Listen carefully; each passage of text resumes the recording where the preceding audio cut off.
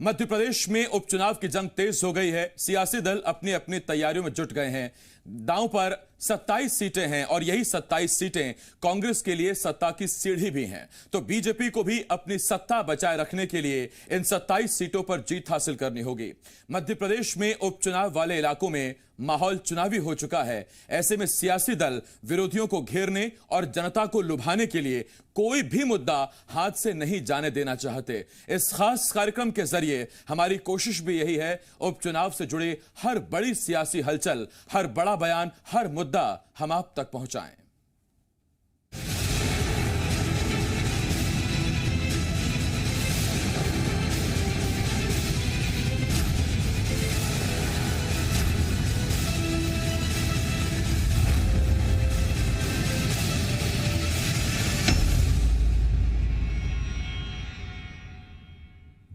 और बुलेटिन की शुरुआत मध्य प्रदेश उपचुनाव से जुड़ी हुई इस वक्त सबसे बड़ी खबर के साथ कर रहे हैं। और बड़ी खबर यह कि बिहार विधानसभा चुनाव के साथ मध्य प्रदेश में उपचुनाव कराए जाएंगे। 29 नवंबर से पहले चुनाव की प्रक्रिया पूरी कर ली जाएगी। इलेक्शन कमीशन ने प्रेस रिलीज कर यह जानकारी दी है। मध्य प्रदेश में कुल 27 विधानसभा सीटें हैं जिन पर उपचुनाव होना है। राज्यों के मुख्य निर्वाचन अधिकारी और मुख्य सचिव के रिपोर्ट पर फैसला किया गया है। तो यह बड़ी खबर इस वक्त हम आपको बता रहे हैं। और बड़ी खबर यह कि बिहार विधानसभा चुनावों के साथ साथ मध्य प्रदेश में 27 सीटों पर उपचुनाव होंगे। 29 नवंबर से पहले पूरी चुनाव प्रक्रिया निपटा ली जाएगी, जिसमें तारीखों का ऐलान, आदर्श आचार संहिता, मतदान की तारीख, मतगणना, नामांकन पत्रों की वापसी, स्क्रूटनी, ये सब इसी पूरी प्रक्रिया में शामिल हैं। 29 नवंबर तक ये पूरी प्रक्रिया पूरी करनी है। और ये बड़ी खबर इस वक्त हम आपको बता रहे हैं, यानी कि बिहार विधानसभा चुनावों के साथ साथ मध्य प्रदेश में भी 27 विधानसभा सीटों पर उपचुनाव कराए जाएंगे। इलेक्शन कमीशन ने प्रेस रिलीज कर ये घोषणा कर दी है, ये ऐलान कर दिया है। इसका मतलब बहुत जल्द अब तारीखों का भी ऐलान हो जाएगा।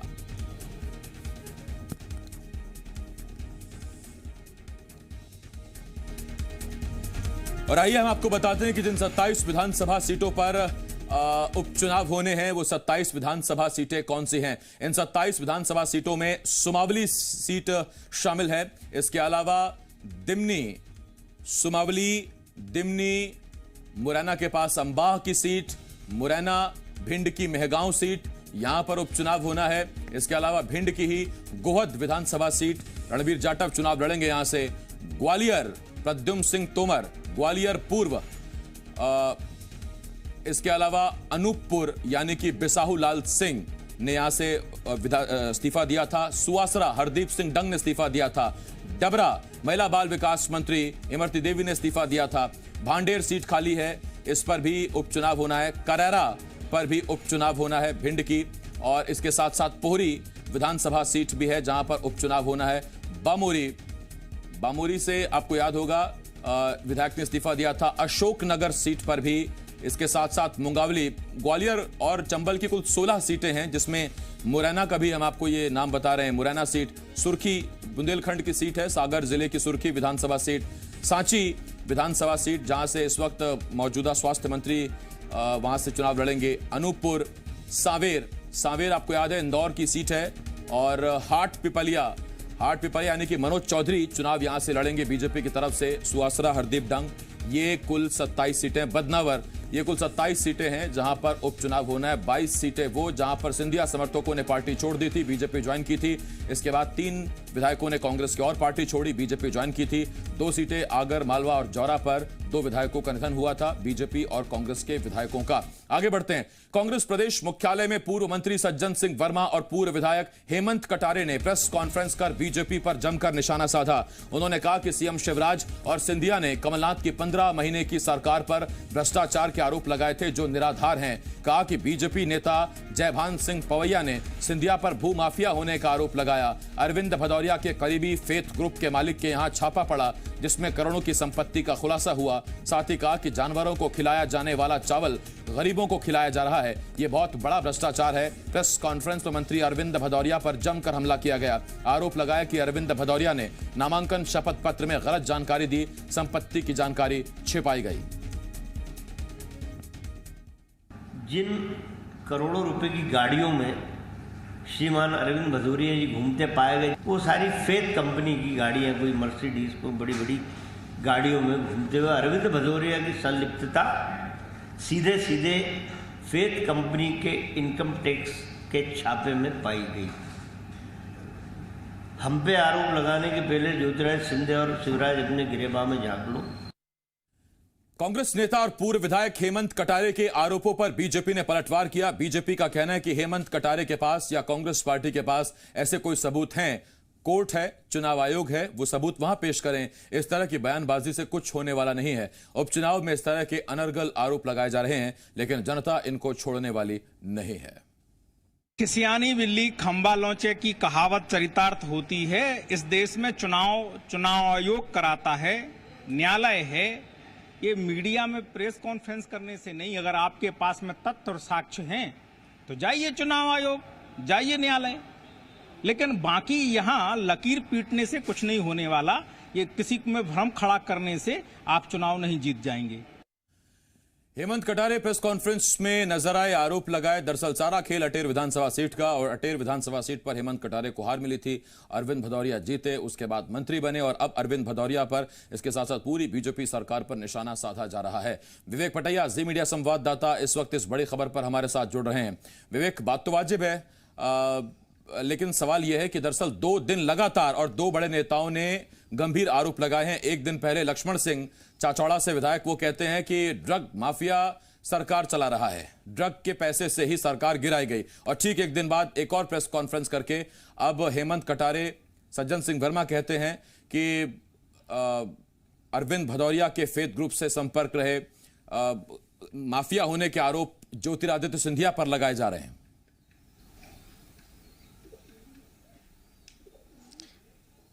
देखिए, आरोप राजनीति में एक दूसरे पर लगाए जाते हैं आसिफ, और इससे ही राजनीतिक दलों का और राजनेताओं का काम चलता है।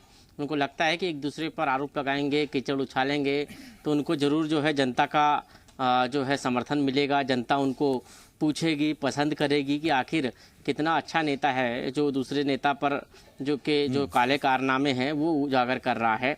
तो ये राजनीति में एक जो है ट्रेंड सा आ गया है। लेकिन सबसे बड़ी बात यह है कि यदि आरोप लगा रहे हैं तो पूरी गंभीरता के साथ, प्रमाण के साथ यदि लगाएं तो उस पर कहीं ना कहीं जो है लोग विश्वास भी करते हैं।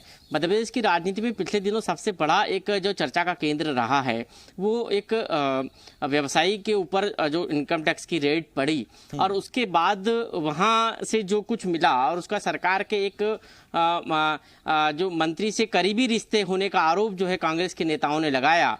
कांग्रेस के नेताओं को लगता है कि ये आरोप यदि उपचुनाव तक जीवित रहे और तब तक इसका यदि हमको फायदा मिलता रहे तो हम उपचुनाव में इसका जमकर जो है फायदा इस्तेमाल करते रहेंगे। मैं इस पर आऊंगा विवेक आपके पास। इस वक्त के मिश्रा साहब, कांग्रेस के वरिष्ठ नेता हमारे साथ जुड़ रहे हैं। के मिश्रा साहब, कई साल देखा है मैंने आपको, पार्टी की बात आप चुनाव आयोग तक लेकर जाते हैं, जितने संवैधानिक संस्थाएं हैं वहां अगर कोई शिकायत है वहां लेकर जाते हैं। तो बीजेपी ये पूछ रही है, इतने बड़े बड़े आरोप प्रेस कॉन्फ्रेंस करके कांग्रेस लगा रही है, देश में कोर्ट है, थाने हैं, पुलिस है, आप साक्ष्यों के साथ जाएं और उसके बाद सरकार को पर्दाफाश करें। देखिए, जब सरकार एक कहीं बीजेपी के इस बयान पर मुझे हंसी आ रही है कि सुप्रीम कोर्ट में भी जाने के लिए एक प्रक्रिया है कि पहले पुलिस को शिकायत करें, पुलिस ना कार्रवाई तो आप डिस्ट्रिक्ट कोर्ट ना करे तो आप सेशन कोर्ट करें, सेशन कोर्ट ना करे तो आप हाई कोर्ट जाएं और फिर आप सुप्रीम कोर्ट आए। उस प्रक्रिया है, और प्रक्रिया का पालन करते हुए कांग्रेस के नेताओं ने प्रदेश कांग्रेस दफ्तर में प्रेस कॉन्फ्रेंस ली है। और यदि सरकार दे रही है या भाजपा में चुनौती दे रही है कि हम कोर्ट जाए, तो भारतीय जनता पार्टी, उसकी सरकार ईमानदार है तो सबसे पहले वही दूध का दूध, पानी का पानी क्यों नहीं कर देती है। ये हमारे मंत्री भट्ट हैं, हमारे मंत्री शुक्राचार्य हैं, हमारे मंत्री विनोबा भावे हैं, हमारे मंत्री विवेकानंद, वो खुद प्रमाण पत्र को अर्जित कर रही है। मिश्रा साहब, प्रेस कॉन्फ्रेंस की गई, आपने कहा कि एक प्रक्रिया है, बिल्कुल वाकई प्रक्रिया है, तो इस प्रक्रिया का पहला पायदान प्रेस कॉन्फ्रेंस हो गया क्या? बिल्कुल, पहला प्रेस कॉन्फ्रेंस की अदालत है, उसमें हमने बात की है। नहीं होगा तो हमारे लीडर जाएंगे, कोर्ट में जाएंगे। क्योंकि आज तक जितने भी ईडी के छापे लगे हैं, जितने इनकम टैक्स के छापे लगे हैं, सरकार ने बचाया। सरकार करना कुछ नहीं चाहती, सरकार सिर्फ सुखविंदर सिंह के भरोसे किसी स्टेट में सरकार जिताना चाहती है, उसका विकास में कोई भरोसा नहीं है। मिश्रा साहब, जब तक कांग्रेस की सरकार थी तब तक बीजेपी आरोप लगाती थी ज्योतिरादित्य सिंधिया माफिया हैं, भूमाफिया हैं, जमीन कब्जा कर बैठे हैं, फर्जी दस्तावेजों के जरिए जमीन कब्जा ली गई। तब तक कांग्रेस कहती थी कि फर्जी आरोप हैं। आज कांग्रेस कह रही है कि चूंकि जयभान सिंह पवैया आरोप लगा रहे हैं तो सिंधिया माफिया हो गए। देखिएगा, कांग्रेस ने कभी भी भाजपा के आरोप पर नहीं किया या कहा कि यह आरोप झूठे हैं। अब कांग्रेस की बारी है, अब मैं लगाऊंगा, आप देखिएगा, अधिसूचना जारी होने दीजिए। माफिया थे हैं और भारतीय जनता पार्टी जो बचे इसलिए हैं कि उनके सामने स्थिति थे तो भाजपा या जेल। तो मिश्रा साहब, अब तक आप क्यों चुप बैठे रहे? क्योंकि आप तो मुखर नेता हैं, प्रखर नेता हैं, तो अगर पार्टी का भी बड़ा नेता था और आपके पास ऐसे साक्ष्य सबूत थे तो फिर आप अब तक क्यों चुप थे? मैंने तो पार्टी में रहकर अपनी पार्टी की नीतियों का भी मैं गलत उसका विरोध करता हूँ। मैंने खुद भी कहा था सामंतवादियों के हम लोग खिलाफ है, मैंने खुद कहा था, ऑन रिकॉर्ड कहा है। क्योंकि मिश्रा साहब, चुनाव की तारीखों का ऐलान हो गया है, इस तरह की प्रेस कॉन्फ्रेंसेस और बढ़ेंगी, कुछ और मुद्दे जिन पर आप जनता की अदालत में जाएंगे? बिल्कुल ऑन डॉक्यूमेंट जाएंगे, क्योंकि प्रमाण पत्र बांटने का ठेका या फ्रेंचाइजी सिर्फ भाजपा के पास नहीं है। हम तो भारतीय जनता पार्टी और जनता के बीच वो डॉक्यूमेंट रखेंगे कि कौन माफिया है, कौन ईमानदार है, कौन राजनीति में व्यवसाय करने आया है, कौन वैचारिक समझौते करके लोकतंत्र सरकारों को गिराना चाहता है। सारी स्थितियां तब जबकि जयभान सिंह पवैया के ज्योतिरादित्य सिंधिया के आरोपों को कांग्रेस हाईलाइट करती है, एक मुद्दा बीजेपी जरूर उठाएगी और वो उठाएगी उमंग सिंघार बनाम दिग्विजय सिंह। देखिएगा, उमंग सेना, अब तो मैं कह रहा हूं ना कि शिवराज सिंह जी की सरकार है ना, शिवराज सिंह की सरकार जांच क्यों नहीं करती है? भाई, पहले जब विपक्ष में थी शिवराज सिंह जी की सरकार, माननीय कमलनाथ जी की सरकार थी और उमंग सिंघार जी ने यह आरोप लगाए थे, तो भारतीय जनता पार्टी इसमें आनंद ले रही थी। अब वो सत्ता में है। मिश्रा साहब, एक सवाल मैं इस पर और आपसे पूछना चाहता हूं। जब तक आप विपक्ष में थे, 15 साल शिवराज सरकार रही, उस दौर में कांग्रेस बढ़ चढ़कर सिंहस्थ घोटाले का जिक्र किया करती थी। इसके साथ साथ मंदसौर गोलीकांड में शिवराज ने किसानों की छाती छलनी कर दी, बीजेपी सरकार ने किसानों की छाती छलनी कर दी, और फिर जब दोनों मामलों में रिपोर्ट आई तो फिर सब कुछ पाक साफ, कोई दोषी नहीं, कोई गुनहगार नहीं। देखिएगा, मैं वही आपसे निवेदन कर रहा हूँ कि आज तक जितने भी ऐसे बड़ी घटना हुई है, सरकार साक्ष्य बताती है। आज पूरे देश ने देखा है, पूरे वर्ल्ड ने देखा है, और आप लोगों ने दिखाया है। आलोक की एक महत्वपूर्ण कमी है, चौथे स्तंभ है। क्या किसानों की वहां मौत नहीं हुई थी जी? क्या पुलिस की गोली नहीं चली थी वहां? क्या पुलवामा से हुए आतंकवादी किसानों को मारने आया था? जिस घर से नौकरशाह एक दूसरे नौकरशाह को बचाने के लिए गवाहों को तोड़ देते हैं, और अब मैं बड़ी शिद्दत से कहना चाहूंगा कि आजकल गवाहों के टूट जाने के कारण कोर्ट से भी न्याय नहीं मिल रहा है। ठीक, मिश्रा साहब, मैं लौट रहा हूं आपके पास। इस वक्त आशीष अग्रवाल, बीजेपी के नेता, भी हमारे साथ जुड़ गए हैं, लेकिन मिश्रा साहब आपके पास और अग्रवाल जी आपके पास आऊं उससे पहले हेमंत कटारे ने आज कांग्रेस की प्रेस कॉन्फ्रेंस में क्या कहा है, ये जरा हम आपको सुनवाते हैं। उन्होंने क्या आरोप लगाए हैं? कमलनाथ जी जरा इस बात का जवाब दे रहे हैं कि चंबल एक्सप्रेस वे में उन्होंने भिंड के लिए इटावा तक का था, उन्होंने माइनस करके उसको खत्म कर दिया था। कमलनाथ जी, इतना झूठ क्यों बोलते हो? मध्य प्रदेश की जनता जागरूक है। कमलनाथ जी, आपने क्या क्या किया था जनता बेहतर तरीके से जानती है। नितिन गडकरी को केवल मध्य प्रदेश नहीं, पूरा देश जानता है कि इंफ्रास्ट्रक्चर की गाड़ियों में श्रीमान अरविंद भदौरिया जी घूमते पाए गए। वो सारी फेथ कंपनी की गाड़ियां, कोई मर्सिडीज, कोई बड़ी बड़ी गाड़ियों में घूमते हुए अरविंद भदौरिया की संलिप्तता सीधे सीधे फेथ कंपनी के इनकम टैक्स के छापे में पाई गई। हम पे आरोप लगाने के पहले ज्योतिरादित्य सिंधिया और शिवराज अपने गिरेबां में झांक लो। तो आपने सुना सज्जन सिंह वर्मा को, आपने सुना वीडी शर्मा को, लेकिन हेमंत कटारे ने क्या कुछ कहा है ये भी हम आपको सुनवाएंगे। इतना जरूर है कि जो आरोप एक्सप्रेसवे या प्रोग्रेसवे, जो भी आप कहें, चंबल से निकलने वाले एक्सप्रेसवे के लिए उस पर जो आरोप लगाए, आज कांग्रेस ने उस पर भी सफाई दी है। हेमंत कटारे क्या आरोप लगाया उन्होंने इस प्रेस कॉन्फ्रेंस में, जरा वो भी सुनिए एक बार। इस सारी चीजों के प्रमाण रखते हुए ये मांग करता हूं कि अरविंद सिंह भदौरिया को मंत्रिमंडल से तुरंत बर्खास्त करें। इनकम टैक्स की पूरी जांच होनी चाहिए बिना किसी दबाव के इनके ऊपर। स्पीकर को संज्ञान लेना चाहिए, प्रोटेम स्पीकर को, और इनके ऊपर तुरंत क्रिमिनल केस की प्रोसीडिंग्स चलनी चाहिए अरविंद सिंह भदौरिया के ऊपर, और जनता के सामने जो इन्होंने झूठ बोला, जो छलावा किया, जनता से कपट किया, उसके चलते स्पीकर को उनकी सदस्यता से शून्य घोषित करते हुए इनको पुनः चुनाव के मैदान में भेजना चाहिए। तो हेमंत कटारे बहुत दिन से तस्वीरों में नहीं आ रहे थे, पिक्चर में नहीं आ रहे थे। अचानक से हेमंत कटारे कांग्रेस की प्रेस कॉन्फ्रेंस में आज सज्जन सिंह वर्मा के साथ नजर आए। और चूंकि हमने आपको बताया कि मसला अटेर विधानसभा सीट का, अरविंद भदौरिया वहीं से चुनाव जीत कर पहुंचे थे और कांग्रेस से चुनाव हारे थे हेमंत कटारे, तो इसी वजह से हेमंत कटारे भी आज प्रेस कॉन्फ्रेंस में नजर आए। अरविंद भदौरिया पर एक बड़े उद्योगपति से सीधे संबंध होने के आरोप लगाए कि जनता से झूठ बोलते हैं। कांग्रेस और बीजेपी से दो मेहमान हमारे साथ जुड़े हुए हैं। के मिश्रा साहब कांग्रेस से, आशीष अग्रवाल जी बीजेपी से इस वक्त हमारे साथ जुड़े हुए हैं। आशीष जी, आपके पास मैं आ रहा हूं। आशीष जी, चुनाव का इशारा इलेक्शन कमीशन ने दे दिया है कि 29 नवंबर से पहले सारी चुनावी प्रक्रिया निपटा ली जाएगी। बिहार विधानसभा चुनावों के साथ साथ बड़ी सरगर्मियां बढ़ गई हैं। आज कांग्रेस ने प्रेस कॉन्फ्रेंस की और प्रेस कॉन्फ्रेंस कर अरविंद भदौरिया और बीजेपी सरकार दोनों को जमकर निशाने पर लिया है। देखिए, मुझे तो इसमें कोई भी जम के निशाने पे नहीं लगा। ये तो ऐसा लगता है बड़ी खोखली सी प्रेस कॉन्फ्रेंस थी जिसमें सिर्फ बातों के जमा खर्च थे।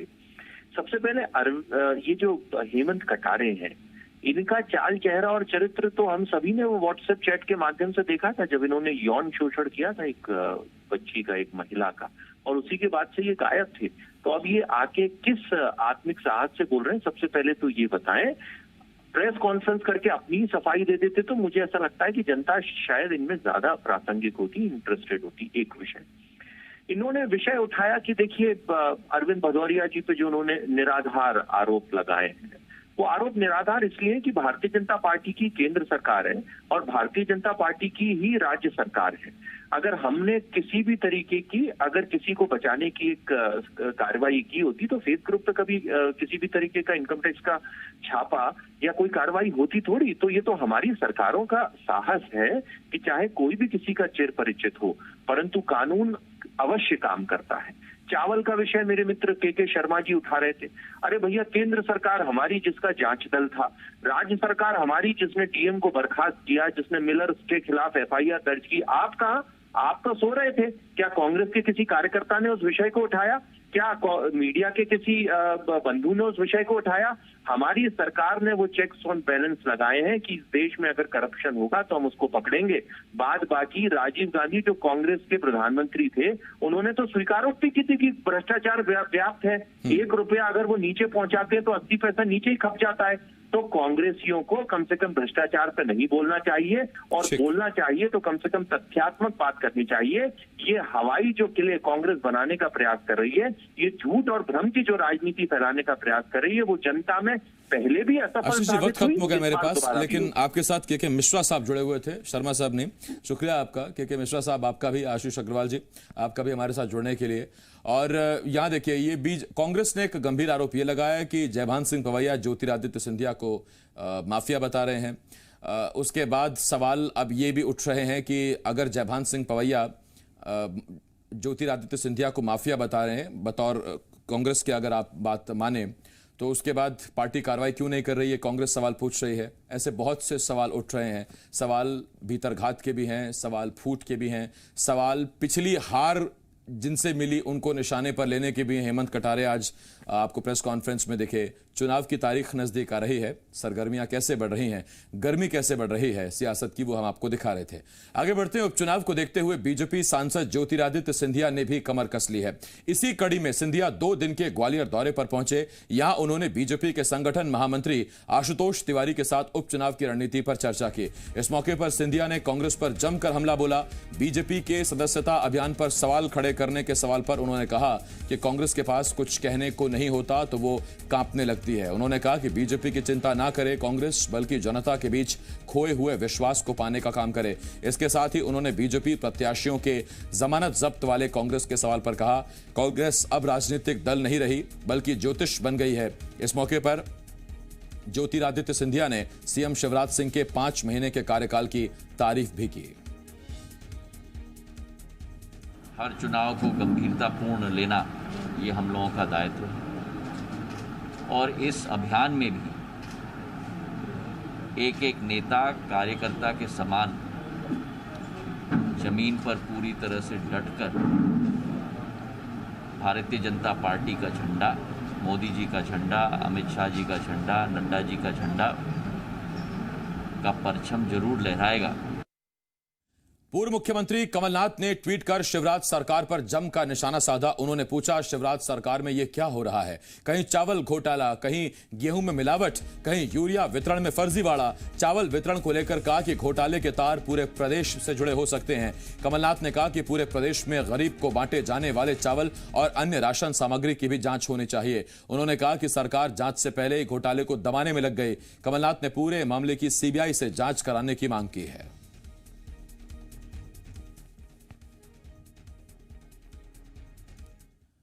और यहां एक छोटे से ब्रेक के लिए हमें रुकना होगा। ब्रेक के बाद भी तमाम बड़ी खबरें बहुत जल्द लौट रहे हैं।